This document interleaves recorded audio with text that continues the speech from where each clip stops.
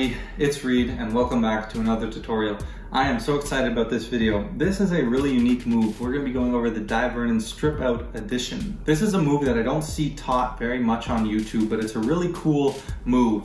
It can be used to switch any number of cards really that you want in a very justified action, and it's very nice. I have some of my own touches to this move, a few little convincers that I think are really nice because there is a little bit of a weird moment in this trick in the ways that I've seen it done, and so this is to try to counteract that. So I'm really excited to teach this Dai Vernon move. It's a little bit knacky and it can be a little tricky at certain parts, but it's not too bad. In the next video, I'll be teaching a fantastic trick using the Strip Out Edition, and I'm really excited for that one. It'll be one of the best tricks I've taught so far. It's really cool. So yeah, let's get right into Dai Vernon's Strip Out Edition. All right, so time for a quick demonstration. This is essentially how the move looks. We'll have 4 random cards selected from the deck, all right? Now I'll go ahead and I'll pull those cards out. I'll give the deck a little bit of a square and I'll drop them there. But the move has already been executed because those 4 cards are actually the 4 aces. All right, time for some exposure on Dai Vernon's Strip Out Edition. All right, so we'll have 4 cards selected from the deck at random in a moment. All right, any 4 cards are possible. It really doesn't matter. We'll use these 4 here. Okay, and now I'll pull those 4 cards out of the deck, and then I will square up the deck like this. Square up the deck like this, and I've switched those cards for the 4 aces. All right, so time to get into the breakdown. So this is a pretty cool move. It's quite unique, and I like it a lot. My favorite application is for a 4 card switch. That's something I use a lot. And it's really nice because the switch happens instantly, right? And there's not too much funny business here. The spectators literally have a free choice, any 4 cards they want. You pull the 4 cards out of the deck, they see that happening. You square up the cards, and those 4 cards are instantly switched, and you can hand those out instantly, and you've already done all the work. This move works best with a couple of cards, like that 4 number is really nice. It doesn't really work with 1 card. You can get away with it with 2. The reason it doesn't work with 1 card is because if you have 1 card selected and you go to strip it out, there's no chance you're not flashing that 2nd card underneath, right? Now, it can work with 2, but I always try to go for 3 or more because that really covers any flashing, and if they see extra cards, they won't really notice it when you have 3 or 4 cards in your hand. This can be done with lots of cards. You could do this with 10 cards if you wanted, but I think 4 is really that sweet spot. So step 1, the cards that we want to switch for need to be on the bottom of the deck, okay? And now we just need a break above those 4 cards. In this case, I'll be using the 4 aces for the switch. Okay, so all you need to do is if they're at the bottom, 1, 2, 3, 4, and you hold a break. I use the thumb riffle for that. Next is gonna be the spread. So for the spread, you're spreading normally, but you're just keeping this pinky break down here. Make sure you don't lose it. It's not really any method to this. Just start spreading normally and you'll see that it's really easy. Your pinky's already in position. Just hold that break, okay? And you have them select whatever you're switching for. So in this case, I'm switching 4 cards, so I'll have them select 4 cards, and you up jog each one of those cards just like that. How to do that really quick: when they point at it, you move this hand forward, hold it with the thumb, come back, keep spreading, forward, hold it with the thumb, come back, keep spreading, just in case someone out there doesn't know how to, the proper mechanics to smoothly up jog cards, all right? Once you have those 4 cards, it's good if they're in a bit of a mess. I don't like them to be too square, or any of the deck. And what you're gonna do is square up the pack on top of each other like this. So now you're holding a break and you have 4 cards up jogged at the front like that. Okay, what you're gonna do now is come with the right hand and you're gonna grip the cards above the break. So I'll pull down a little bit with the pinky to make that break a little bit bigger. Nothing you see obviously from the front. You're gonna grip it basically between the middle finger and the thumb. I like to rest the index on top. You can use the ring finger, really doesn't matter. Just overhand, grip it at the sides like this, okay? So you're just coming in, gripping it from the sides like that so that you can release it and hold that whole pack while stealing away the cards underneath the break. So just remember, you want to not grab the cards at the break, grab above. Now what you can do is you can slide this backhand forward, okay? So you're gonna slide this hand forward. You don't really want to pull this hand back because that's not totally normal, right? Normally you'd slide the hands forward. Now, if these cards are in a bit of a mess, that's nice because you have a bigger window so you don't flash, right? You obviously don't want to flash so you have any cards in your hand. You're going to come in and use your thumb and middle finger at the sides. That'll kind of square up these cards as they slide up. So if they're out like this, they slide up, they square these cards, and then you pull them out. Okay, you're going to grip pretty tightly and pull those cards out. Okay.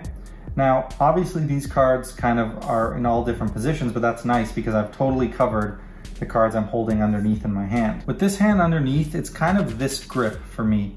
So it's almost a dealer's grip, but I'm basically holding it between the pinky and the thumb only. These fingers are just kind of resting. And that's just kind of the position you naturally find yourself in.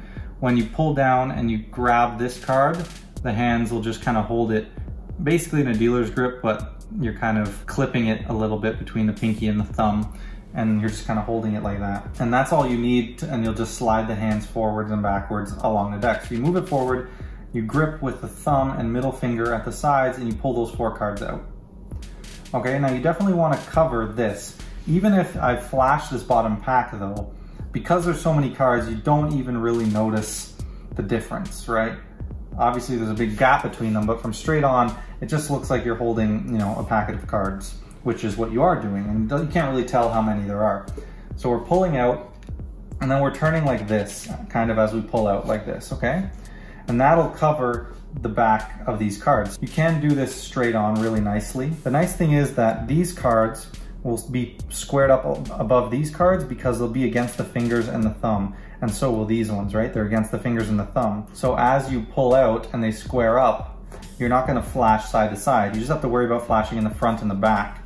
So to cover the flash in the front, that's why you tilt down a little bit. And if you wanna tilt to the left a little bit, you can, that does help. But the problem with tilting to the left too much is that you'll flash the cards underneath at the bottom. So I kind of like to stay straight on for the most part and down with a slight tilt to the left. And then when I pull out, these bottom cards are totally covered underneath. So you pull out, and then we need to basically replace these cards back on the bottom of the deck. So the way I was taught this was just pull out like this, put the cards on top like you're squaring, and then you take out like that.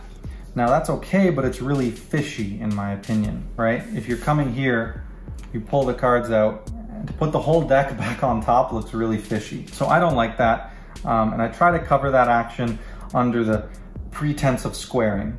So what I do is I pull the cards out, and I turn the hand like this, and I square the deck lengthwise like this. Keep your index finger in the front, and it's just gonna look like this, and no one's gonna see a flash because it's really quick, okay? So you do this, then you're gonna need to pivot the deck to the side. So you're in a bit of a weird grip because you're over top like this, and then you're gonna need to pivot it to the side. So there might be a better method for this, but what I do is clip it underneath with the fingers, okay? And pivot the cards out to the side like this.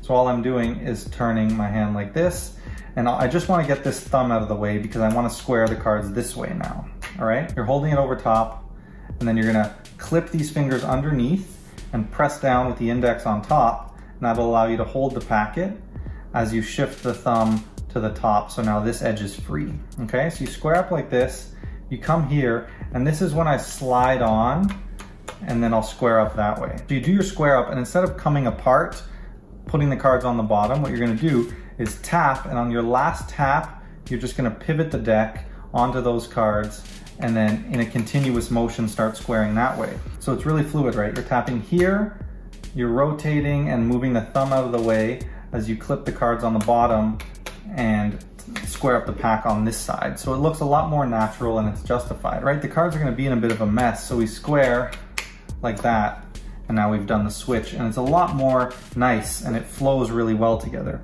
So I'll go over a bit more of the mechanics on that, okay? So we're just tapping the cards with that grip, that overhand grip, thumb on the side, index curled on top, and that's the grip we use to strip the cards out, right? The angles are not too bad on this. You don't want to do it off to the left because you'll flash here. You don't want to tilt down too much so you flash the back. But again, as you squeeze these cards, they square up pretty nicely over top of each other, and these ones are pretty hidden underneath.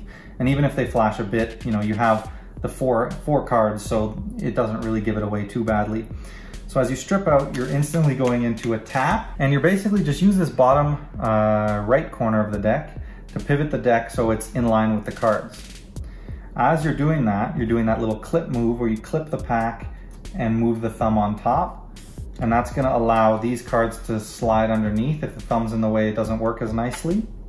Okay, so slide underneath. And then here's a little bit of a tricky move, but as the cards slide, the pinky pulls down a little bit so that the middle finger and ring finger can slide and clip the top packet of cards as you slide down to finish squaring up the side. So it's kind of a lot happening at once, but I think it's a pretty nice way of doing this. And I really like this addition of mine because I think it looks really nice, right? You do the strip out, tap, rotate. Remember, these fingers come underneath to grip that top pack as it slides down to continue squaring. And it's super justified because it just kind of looks like you're just tapping against those cards and then the switch is executed. So I want to go over that one more time just to make sure it's clear from the start, because I know it's a little tricky. So you have your break under this amount of cards, you spread, have 4 cards selected, come over top and grip the deck from the sides by the thumb and these 2 fingers. You slide the bottom hand forward and you grip the cards that are sticking out with the thumb and middle finger. You pull them on top, okay? Now the deck's gonna be a bit of a mess, so you turn it, start to square it, pivot it as you move the thumb out of the way, and you grip the cards underneath once you are in line with them with the middle finger and ring finger of the right hand. Then you slide down the packet in your hand and continue squaring this side of the deck. Put the deck down and the switch has been executed. So in terms of some subtleties, obviously that subtlety that I've been going over for a while, it's a little tricky, but it's really nice because I definitely don't like when you strip out and then you just put the deck on top and put this down. You know, it doesn't look quite as nice. It's always a little weird when you strip out and then you put the cards back on the bottom like that. You know, you cover those cards again, it's a little odd. So in the action of squaring, it looks a lot more normal. Another idea that I've been playing with is after you do the strip out, there was always this problem, right? You'll strip the cards out, forget the squaring for a moment, but when we replace the cards, I don't know if you guys can tell well on camera, but the cards are here and then they're deeper in my hand. Like you can see them being held at the tip of the fingers, and then when I do the switch, now they're in the base of the hands. I know it's a minor thing and you might think many people won't notice, but I think it's important to pay attention to these little things. So what I do is after I've removed this pack, the index finger is underneath and it pushes the cards to the tips of the fingers. So from the base of the hands up to the tip of the fingers. So what it looks like now is you come over top and now the cards are in the same spot, right? Whereas before they're here and now they're deeper in the base of the hands. Again, I don't know if you guys can see that well. You're coming over and then the index finger is popping underneath and just pushing those cards up from here to the tips of the fingers because they're in the base, and it's pushing them up to the tips of the fingers. All right, so one more time, come over top, and now those cards visually are in the same spot as they were, so it doesn't look like you took anything away. So you combine that with the square up idea, you come here, you tap, come here, tap, and they don't really shift positions visually, and I like doing that little addition. It's much more covered by the squaring, but it's still a nice idea to add in a nice little subtlety. So in terms of body language, natural, casual as usual, but it's important with this to not do it too quickly. I see a lot of people who do this move and it looks like this,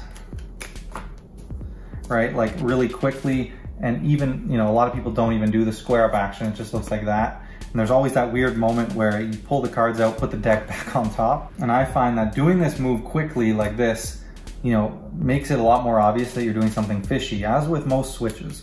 So what you want to do is you just do the strip out, casually tap it, and place it down. Really natural, really slow, not really slow, but not too quick is important for this move, and it'll look really nice. All right, so time for some uses and other ideas. One thing that I find happening to myself a lot is that I forget to get the break before I start spreading. And it's very difficult to get a break when the cards are spread. You're trying to like find the break with your pinky. It doesn't work. So what you can do is if you realize you start spreading, you don't want to close up, find the break and start spreading again. So what you do, you have them make all 4 of their selections. Say we're using 4. And then you just say, and you could have chosen any one of these cards. And you spread all the way to the bottom. You visually see the bottom 4 cards. And then it's easy. You square up, and you catch a break underneath. So you just get the break after, and then you go and you do the move, and it's really nice, and you have no issues that way. Again, you're just spreading to the bottom, you're seeing those cards, and as you're squaring, you can get a break really easily underneath those 4 cards. While their cards have already been chosen. Another thing is sometimes the 4 cards are in like very different spots in the deck, so there's a lot of cards between them. It can be tricky when you're holding the packet of cards and you're sliding, and you really want to, get those 4 cards. You don't want to miss any. You don't want to pull a few of them and leave some still stuck in the deck. That's really not going to be good. So just make sure you squeeze tightly, between the thumb and middle finger, and you pull, and you'll get all 4 of those cards out, no problem. Another cool idea I had, it's trick dependent, but you could do this, right? If they choose 4 cards, so let's say you're gonna have those 4 cards change into the 4 aces. One nice little thing you can do to make it more convincing, if this fits into your trick, is you do the strip out, and then you flash the bottom card, right? It's a little tough to see, but there, flash the ace. You do the strip out, you flash the ace, and then you go back into the moment like this, and you put the cards down. In their mind, okay, they've picked 1 ace, but the rest of them are all random, and it just adds a little bit of a convincer that no switch happened and that they actually picked the 4 aces. And in some routines, that could be really valuable, if you're not trying to do a magic sort of switch, but you're trying to say, you have the intuition to pick the 4 aces, then flashing that bottom card before you do the switch is really nice. It shows them, you're instantly pulling out and turning the hand, and you're showing an ace. So there's no question in their mind that at least one of those cards they picked was the ace. So now when you put these down, it's a lot more believable that they've picked the 4 aces because you showed one of the cards that they had picked from the beginning, so there's no way that you could have switched them. All right, guys, that was a really fun video to film. Thanks for watching. I had a lot of fun making that tutorial. It's a little bit more sleight of hand intensive move, but it's a really fun move. Can be very useful. One of my favorite multi-card switches that happens instantly, because it happens instantly and it looks pretty nice with the touches I've added. I really never liked it when you do the strip out and just put the cards back on top. And then I had seen someone, do the idea of the square up, but then there was still a weird moment. So I think adding the little pivot with the other square up really covers the moment when you clip those cards with these fingers and take them away. So I think this is one of the best variations I've seen on this, and I think it works super nicely. So again, Dai Vernon's strip out edition, really useful move. It's gonna take a bit of practice. So practice, making sure you get those 4 cards and making sure you don't flash the cards underneath. Practice this little sequence to do the switch, because I think it's really nice. But otherwise, you can use this move for a ton of different things. So get practicing, get to work on it. As always, thank you for watching. Please don't forget to subscribe, drop me a comment, and I'll catch you in the next video.